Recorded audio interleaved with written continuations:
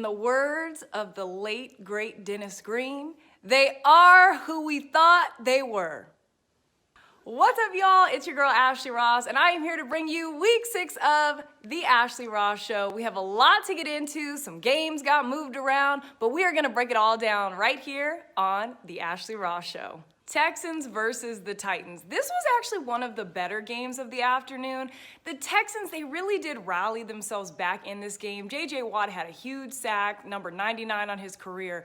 But Romeo Crennel, I like you, but why would you go for the 2-point conversion in that situation? So I get that if you get it, you're up by 9. But if you don't get it, all they have to do is get a touchdown, and they don't have the pressure of the 2-point conversion, which happened, and we went to OT, and the Titans won.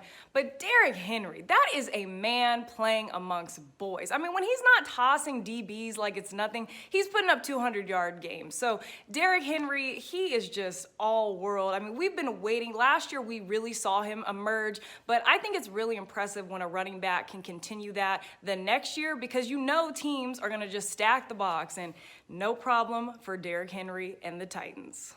Bengals versus the Colts. So the Bengals jump out to this huge 21-point lead. And in my opinion, I've seen this a couple times in the NFL where I think it's much easier to come back when you get down early versus when you get down late. I mean, we saw it last year with the Chiefs in the playoffs a couple times. So I think that the Bengals kind of shocked themselves by just putting up all these points on the Colts. And so when the Colts finally responded, I think the Bengals had kind of fallen asleep and they were like, look, we didn't even expect to do all that. So they were satisfied. Good win for the Colts, but I still have question marks because, again, you shouldn't let the Bengals put up 21 points. Yes, you came back, but that's just not good for the future. So Colts, get it together. Falcons taking on the Vikings. The Falcons are the second team this season after firing their head coach to get a win. Jets.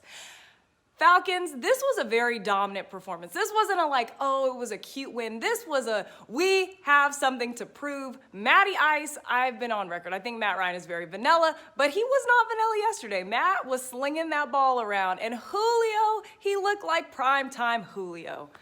But the Vikings, I mean, it's just sad at this point. I mean, can I hit the life alert button? Can we get life alert on the line? Because they have fallen and they just cannot get up. I do understand they don't have certain pieces, there's injuries, but when you look at a team like the 49ers, which we'll get into later, if they're putting up points, y'all should be putting up points. And I go back to Kirk, 3 touchdowns, 3 interceptions. This is not what they pay you for, Kirk, so you got to get it together because they're going to be calling for your number. Broncos versus the Patriots, the game of the field goals. I was watching this game, and I think like most of us, we were waiting for, when's the Patriot moment going to happen? Like, when are the Patriots going to look like the Patriots? And the Broncos, they really almost gave this game away at the end. Like, if New England would have won this game, that would have been solely because Denver gave it away. Denver, great win. I was really happy to see Phillip Lindsay have a 100-yard game. I really like Phillip Lindsay. I loved him, his rookie season, undrafted free agent, great story. Patriots. Where do we begin? So I know we don't want to make excuses for the Patriots, but this is my thought. The Patriots have had so many issues related to COVID that you just can't ignore. I mean, even before they even played, they had a ton of opt-outs. Every other week, they're having players gone. That's a lot of shuffling. And as great as Bill Belichick is, this is a different season for everybody. I mean, your star quarterback goes out, different pieces on your defense go out. It's just a lot to overcome. It's only 4 or 5 weeks in. Who would have thought that Miami would have a better record? But listen, we have found out anything is possible in 2020. Washington taking on the Giants. I was so hot at this game. And you may ask, Ashley, why would you even care? Like, both teams are not that great. Because I needed Washington to pull through for my family picks. And when I saw the last play where Kyle Allen had the lane and he didn't just run into the end zone, I was pissed. But to the game itself, shout out to the Giants. And guess what? Daniel Jones, he grows on me just a little bit more week by week. But Washington, I will not be picking y'all anytime soon after that performance. Ravens taking on the Eagles. Baltimore, even though they had the lead most of this game, I just never felt like they put Philly away. And that's kind of been my reservation with Baltimore a little bit, where I just feel like you guys are dominant. You should be putting these mediocre teams away. And listen, I'll be the first one to say, we say a lot about the Eagles, about Carson Wentz, as we should, because there is a lot to dissect. But one thing about Philly that you cannot discount is they play with a lot of heart. They don't roll over and die. And anybody that keeps trying through all the adversity, I have to give you my respect. So Philly, I'm giving you a slight reprieve this week. But Ravens and Lamar, I'm gonna just be very honest about this. I think the biggest question we have, we don't question Lamar's leg and his athleticism. We wanna know in the playoffs, it's not gonna be his legs that win a game. It's going to be, can he make the clutch throw? Can he put it where it needs to be? And so I wanna see throughout the regular season that he continues to improve in the passing game. It's official, I am sold on the Browns. Listen, I can admit when I get it wrong, and I was really high on the Browns last week. I was sipping the Kool-Aid, I was.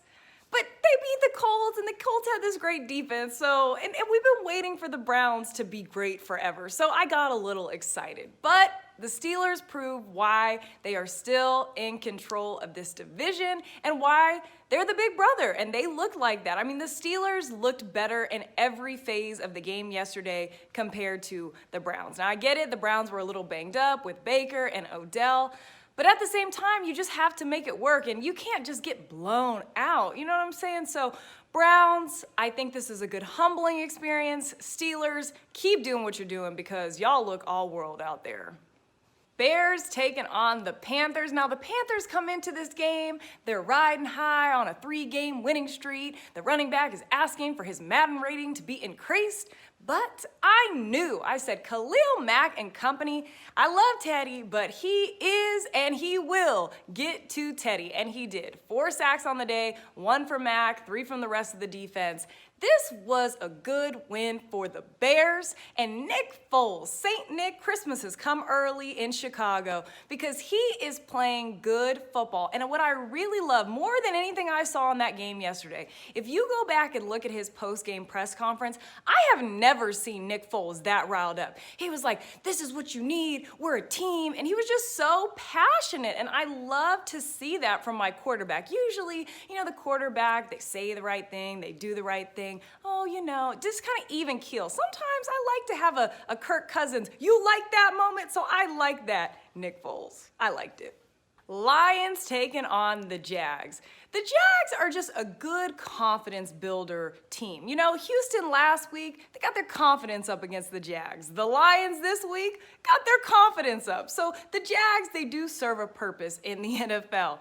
The Lions, when they actually put a whole game together, they look good. Matthew Stafford, Golladay, Swift, AP getting in on the action. When they actually can put a game together, this team is solid. It's just, can they do it for 4 quarters? And like I said, the Jags, it's a good confidence builder. So Duval, at least y'all helping build confidence, and you got some great barbecue. Shout out to Sonny's Barbecue in Jacksonville. Sonny's, if you're listening to this, I will take a sponsorship. Just say it. Jets taking on the Dolphins. Before I get into the atrocity that is the Adam Gase Jets, I'm not even just going to call them simply the Jets because his stank is still on them. Miami and Tua time, the moment everybody has been waiting for. We got a little Tua action, just a little sample, and then Tua after the game was just sitting, soaking in the moment. So I hope we definitely get to see more Tua time from Miami. But I think I've been pretty clear how I feel about the Jets and Adam Gase this season. The Jets, they're in disarray. Adam Gase, I've never liked this pick from the beginning of him as the head coach. That first presser was weird. And it doesn't seem like he has a handle on this team, right? Like through the Jamal Adams situation, Le'Veon Bell, it just doesn't seem that he has a good pulse on this team. I don't need to dissect this game. Y'all already know what it is. Adam Gase, what has he given you except losing records, disgruntled superstars, and awkward press conferences? Name me one other thing that he's given you that's positive. I'll wait. to the Jets. I've said it once, I will say it again. They decided to go with Flacco because they tried to say Darnold had some kind of injury. He may have really been injured, but at the end of the day, nothing, and I mean nothing, is going to change for the Jets and their organization until you give Adam Gase the boot. In the words of the late, great Dennis Green, they are who we thought they were. Packers taking on the Bucs. So my dad and I, we had a really heated debate Saturday night because he was picking the Packers and I picked the Bucs, and he was like, "Ashley, Aaron Rodgers is playing some of the best football of his life, and the Bucs, they're undisciplined, they're getting all these penalties." I don't know why I did my dad's voice like that, but he was saying, giving me every reason why the Packers were gonna just dominate and win this game. And I said, look, I get all of that, but they played like Thursday Night Football, which is kind of like a week and a half ago, so I said they're gonna clean that up, and I have really been on record. I like this Bucs defense. So I think Aaron Rodgers, the combination of all that, plus Aaron Rodgers, he doesn't turn the ball over. So when he turned it over twice, they just never really recovered. This was a great conference win for the Bucs. Get your confidence up. Packers, I'm not overly concerned, but you can't lay an egg like this, because if you remember last year, they had a couple games, NFC Championship, where they just completely laid an egg. So clean it up, readjust, but this was a great matchup. I hope we get to see these teams again in the playoffs. Sunday Night Football, Rams taking on the 49ers. This is why I love and respect the Niners, because they have every reason in the book to be horrible, but they're not. And this is why I think the Rams are a little sus at times, because you go back to the Bills game, and I go back to the different games that they've had this season, and none of the wins are like just overly sticking out in my mind or overly convincing. I think the Rams play good in spots, but I need them to put 4 quarters of good football together.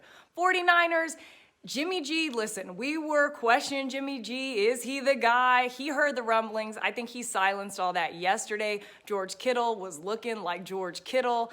49ers, I don't know how their season is going to shake out just because they are so injury depleted, but one thing we know, they got a whole lot of fight left. So bang, bang, Niner gang. And that's it for this week of the Ashley Ross Show. Thank you so much for joining me. I appreciate all the love and support. Make sure you share, post, stay safe, y'all. Thank you so much to everybody, and I hope you guys have a great week. Bye.